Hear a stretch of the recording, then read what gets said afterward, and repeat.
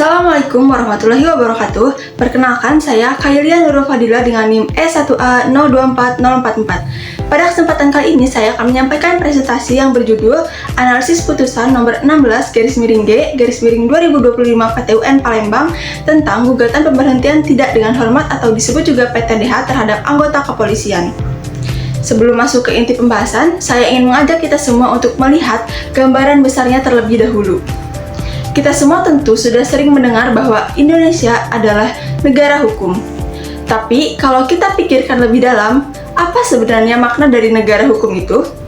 Nah, jadi negara hukum bukan hanya sekedar istilah, tetapi merupakan prinsip dasar yang mengatur bagaimana negara ini dijalankan. Dalam negara hukum, kekuasaan tidak boleh berjalan tanpa batas. Semua tindakan pemerintah harus berdasarkan hukum, harus dapat dipertanggungjawabkan, dan juga harus memberikan perlindungan kepada masyarakat. Artinya, pemerintah tidak boleh membuat keputusan seenaknya sendiri. Setiap keputusan harus memiliki dasar hukum yang jelas, harus melalui prosedur yang benar, dan juga harus didukung oleh fakta atau bukti yang kuat.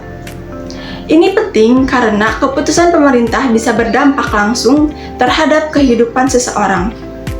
Bahkan, dalam beberapa kasus, dampaknya bisa sangat besar, seperti kehilangan pekerjaan, rusaknya reputasi, atau bahkan kehilangan hak-hak tertentu.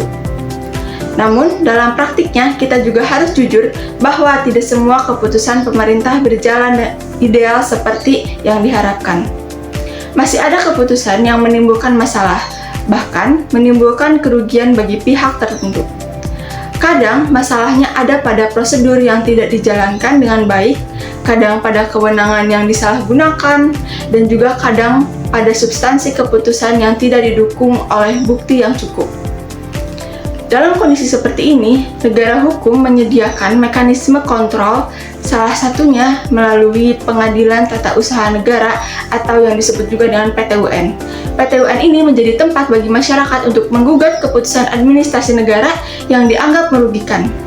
Nah, jadi kalau seseorang merasa bahwa dirinya dirugikan oleh suatu keputusan pemerintah, dia tidak harus diam, tetapi bisa mengajukan gugatan dan meminta agar keputusan tersebut diuji secara hukum. Keberadaan PTUN ini sangat penting karena menunjukkan bahwa dalam negara hukum tidak ada kekuasaan yang absolut. Artinya, semua keputusan pemerintah bisa diuji, bisa dikritisi, dan bisa dibatalkan jika terbukti tidak sesuai dengan hukum. Ini adalah bentuk perlindungan hukum bagi masyarakat, sekaligus bentuk pengawasan terhadap pemerintah. Kalau kita masuk ke dalam konteks kepolisian, kita akan melihat bahwa Polri sebagai institusi penegak hukum juga memiliki aturan internal yang sangat ketat.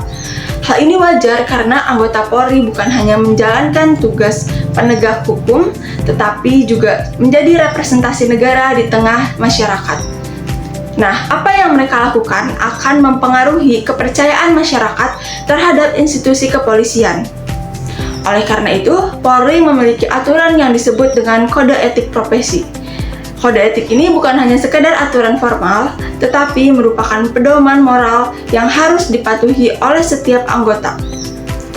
Nah, kode etik ini mengatur bagaimana anggota Polri harus bersikap, bagaimana mereka berinteraksi dengan masyarakat, dan juga bagaimana mereka menjaga integritas dalam menjalankan tugas.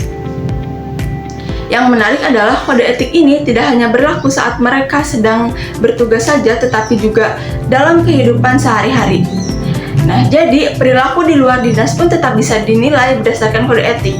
Hal ini menunjukkan bahwa profesi kepolisian memang menuntut standar moral yang tinggi. Dasar hukum dari kode etik ini antara lain terdapat di Undang-Undang Nomor 2 Tahun 2002 tentang Kepolisian Negara Republik Indonesia, dan juga di dalam Peraturan Kepolisian Nomor 7 Tahun 2022. Tujuannya tentu saja untuk menjaga profesionalisme, integritas, dan kepercayaan masyarakat. Namun dalam praktiknya tentu tidak semua anggota Polri selalu patuh terhadap kode etik. Ada saja pelanggaran yang terjadi, baik yang sifatnya ringan maupun yang berat. Pelanggaran ringan biasanya berkaitan dengan disiplin atau administrasi, sedangkan pelanggaran berat bisa berupa tindak pidana penyalahgunaan wewenang, atau bisa juga berupa perbuatan yang melanggar norma kesusilaan. Pelanggaran berat inilah yang dapat berujung pada sanksi pemberhentian tidak dengan hormat atau disebut juga dengan PTDH. Nah, jadi apa itu PTDH? PTDH adalah sanksi paling berat dalam lingkungan Polri. Dampaknya tidak hanya pada aspek pekerjaan, tetapi juga pada kehidupan sosial dan psikologis seseorang. Oleh karena itu, keputusan untuk menjatuhkan PTDH tidak boleh diambil secara sembarangan. Artinya, kalau kita melihat mekanismenya, proses PTDH itu sebenarnya cukup panjang, yaitu dimulai dari adanya laporan atau dugaan pelanggaran, kemudian dilakukan pemeriksaan oleh bagian internal seperti Propam untuk mengumpulkan bukti. Setelah itu, jika ditemukan indikasi pelanggaran, maka kasus tersebut harus dibawa ke sidang Komisi Kode Etik Polri. Di dalam sidang ini akan dilakukan pemeriksaan secara menyeluruh. Saksi akan dihadirkan, bukti akan diperiksa, dan pihak yang bersangkutan diberikan kesempatan untuk membela diri. Ini penting untuk memastikan bahwa keputusan yang diambil benar-benar adil. Namun, meskipun prosesnya terlihat lengkap, tetap ada kemungkinan terjadi kesalahan. Misalnya, bukti yang tidak cukup atau kuat, atau penilaian yang kurang objektif. Dalam kondisi seperti ini, pihak yang dirugikan memiliki hak untuk menggugat ke PT UN. Nah, disinilah kita masuk ke kasus yang menjadi objek pembahasan, yaitu putusan nomor 16/G/2025 PT UN Palembang. Perkara ini berkaitan dengan gugatan terhadap keputusan pemberhentian tidak dengan hormat terhadap seorang anggota kepolisian. Dalam kasus ini, alasan pemberhentian adalah dugaan penyimpangan perilaku seksual yang dianggap melanggar kode etik profesi.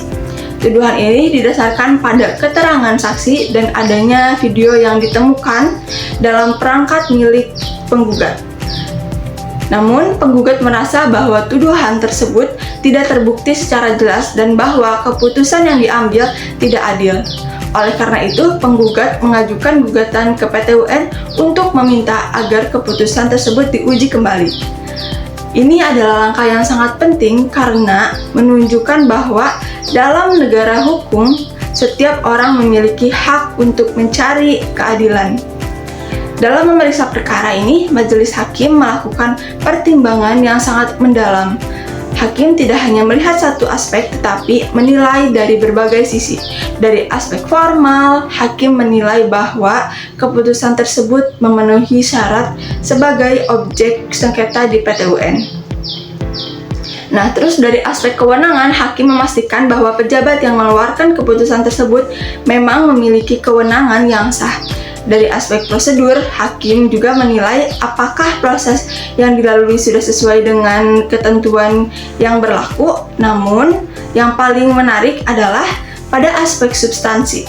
Nah, di sini hakim benar-benar menilai apakah tuduhan terhadap penggugat terbukti atau tidak.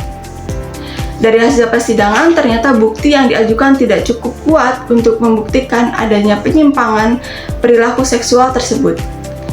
Jadi, artinya dasar utama dari keputusan PTDH tersebut tidak terbukti secara meyakinkan. Selain itu, hakim juga menilai bahwa keputusan tersebut melanggar asas-asas umum pemerintahan yang baik, khususnya asas kecermatan dan kepastian hukum. Kalau kita pahami lebih dalam, asas kecermatan berarti bahwa setiap keputusan harus dibuat dengan hati-hati dan berdasarkan fakta yang jelas. Sedangkan asas kepastian hukum berarti bahwa keputusan harus jelas, tidak ambigu, dan dapat dipertanggungjawabkan. Dalam kasus ini, kedua asas tersebut dinilai tidak terpenuhi. Oleh karena itu, keputusan yang digugat dianggap tidak sepenuhnya sesuai dengan hukum. Dari sini kita bisa melihat bahwa hakim tidak hanya menilai apakah prosedurnya sudah benar, tetapi juga apakah keputusannya adil secara substansi. Ini menunjukkan bahwa dalam hukum administrasi negara, keadilan tidak hanya dilihat dari formalitas, tetapi juga dari isi keputusan itu sendiri. Kalau kita refleksikan, kasus ini memberikan banyak pelajaran. Salah satunya adalah bahwa kekuasaan harus selalu dibatasi oleh hukum. Tidak boleh ada keputusan yang diambil hanya berdasarkan asumsi atau dugaan.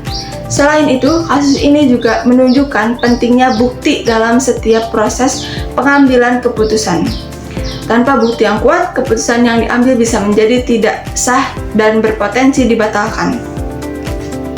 Di sisi lain, kasus ini juga menegakkan pentingnya peran PT UN sebagai lembaga pengawas. Dengan adanya PT UN, masyarakat memiliki tempat untuk mencari keadilan dan memastikan bahwa pemerintah tidak bertindak sewenang-wenang.